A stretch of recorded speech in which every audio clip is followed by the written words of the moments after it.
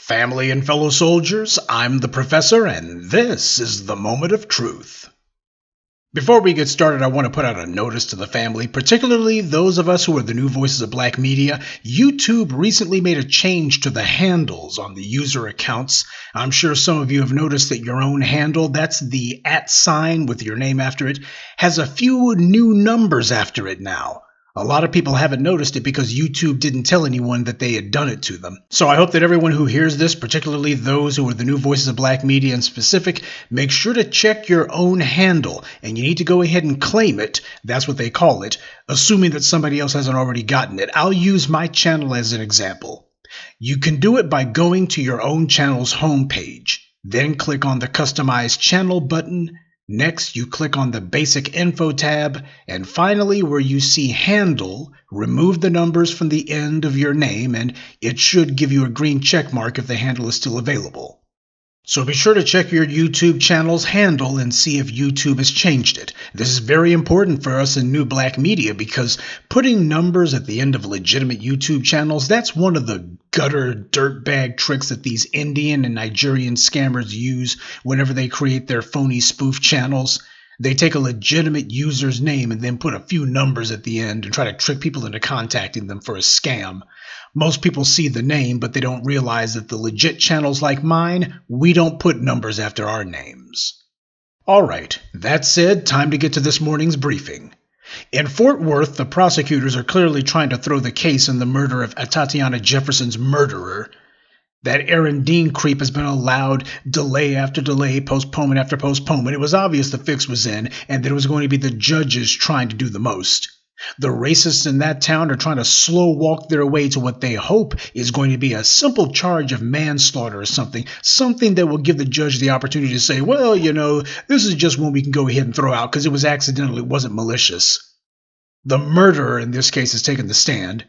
That's something that's very rare in these kind of crimes because once you're on the stand, the prosecutor can come at the defendant with all kinds of questions, particularly about the defendant's past. Except in this case, the DA doesn't seem to be very interested in that at all. This cross-examination has been tepid at best. So the murderer is being able to lie on the stand claiming that Atatiana Jefferson pointed her gun at him and he was looking down the barrel of it and oh, I was scared for my life. He's trying that old canard even though that one ran out of gas a long time ago. The old I was scared for my life, and old indeed. But this is part of what they're trying to do. They're trying to see if they can resurrect some of these old lies, if they can go ahead and go back to status quo ante. Aaron Dean is lying. It's clear he's lying, but this is what the prosecutor wants. That's the reason why the DA rested their case after only a few days.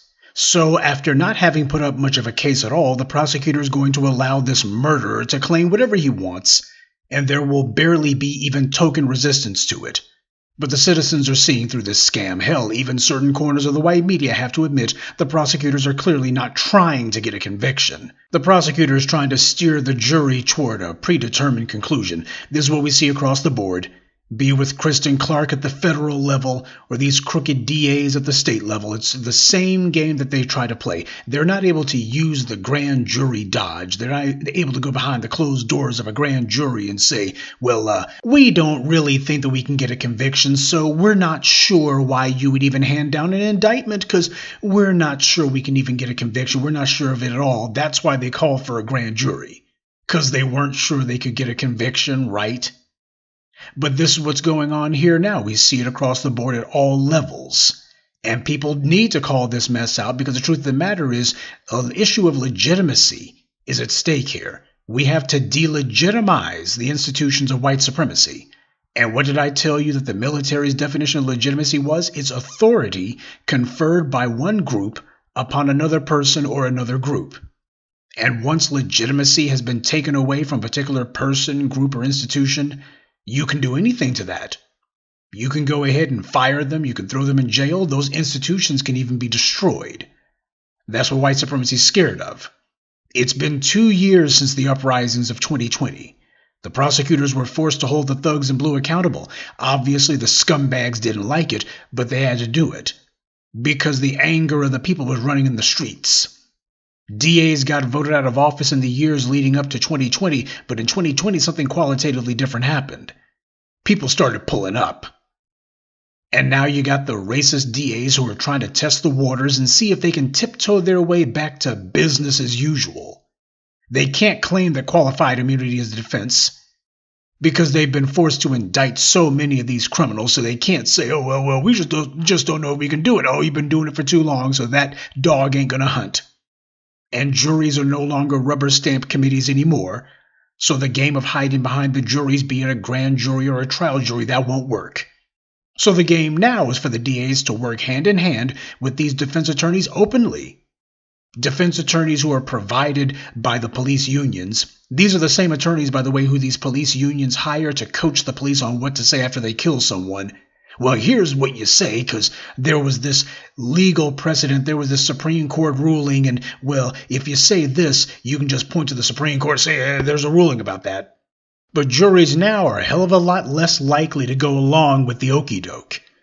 So the prosecutors have been robbed of their usual bag of tricks to try to bury a prosecution. They can't lie anymore and say that there's not grounds for it. They can't go behind the secrecy of the doors of a grand jury and tell the grand jury to go ahead and not indict. They're having to do this stuff publicly. But that's where the judges come in.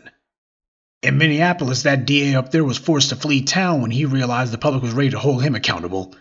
So a lot of these DAs, they've pretty much been losing their nerve to try any of the usual tricks because the public's watching them.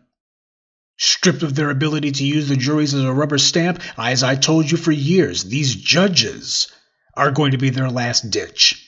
The jury will convict, but as we saw in the case of Jason Van Dyke and others, the fix is in with these judges. As far as these judges are concerned, well, who's going to be holding us accountable? That's the game that they're playing. They're rolling the dice on that one.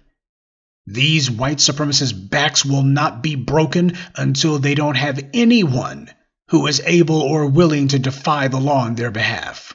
And the courtroom skullduggery is in full effect. Just as a reminder, there's the events with the Flint water crisis going on, just to take a look at the aftermath of that particular travesty. Rick Snyder, the disgraced former Republican governor of Michigan, he was the one who oversaw the unconstitutional takeover of black cities in Michigan, using their so-called emergency manager law, which is nothing more than a way to circumvent the 15th Amendment.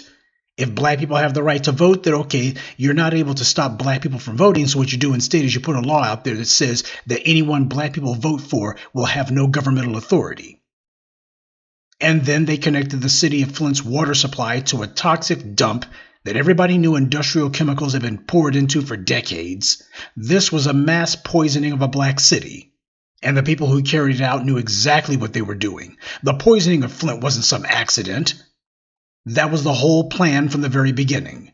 Here we are 7 years after this genocidal act took place, and the federal government is still MIA.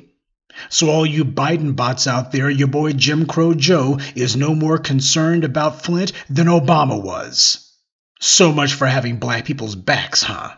There have been these, truth be told, not exactly wholehearted attempts to go after Rick Snyder, but even these admittedly, from my point of view, token gestures, even that's too much for those crooked judges in Michigan.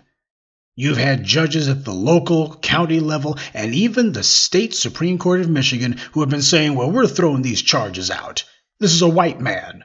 And all he did was he poisoned a black city. Why, that's no crime. They know what will happen if this is allowed to go to trial. They know what will happen if this gets in front of a jury. So as far as they're concerned, they're going to stop it before it gets that far. And that's something that black people are going to need to internalize. See, the judges on the bench, that matters. Kenneth Walker was defending himself from a gang of street thugs who murdered his fiancée, Breonna Taylor. The DA wanted to make it clear, though, that black people have no right to protect themselves, certainly not from a gang of white supremacist thugs with badges. However, in the case of Kenneth Walker, there was a righteous judge on the bench, Judge Olu Stevens, pretty much the only honest judge in the entire United States. And Judge Stevens, a man of principle, refused to allow any railroadings in his court. Kenneth Walker did the right thing, and he's a free man because there was a judge who insisted on the rule of law. That's why the white media moved on from that story fast as they could. They sure don't want that to become habit-forming. Well, in case you need another reminder, The bad guys are on the march because in America there is no justice. It's just us. So since it's just us, that means we need to be putting our heads together. What we're seeing is the evil empire attempting to roll back the clock. They know they can't do it all at once, but they're still determined to do it. And your so-called white leftist media isn't talking about this.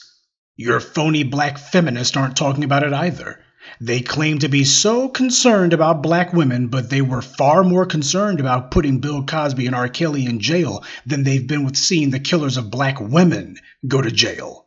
What happened to Atatiana Jefferson was murder. Full stop.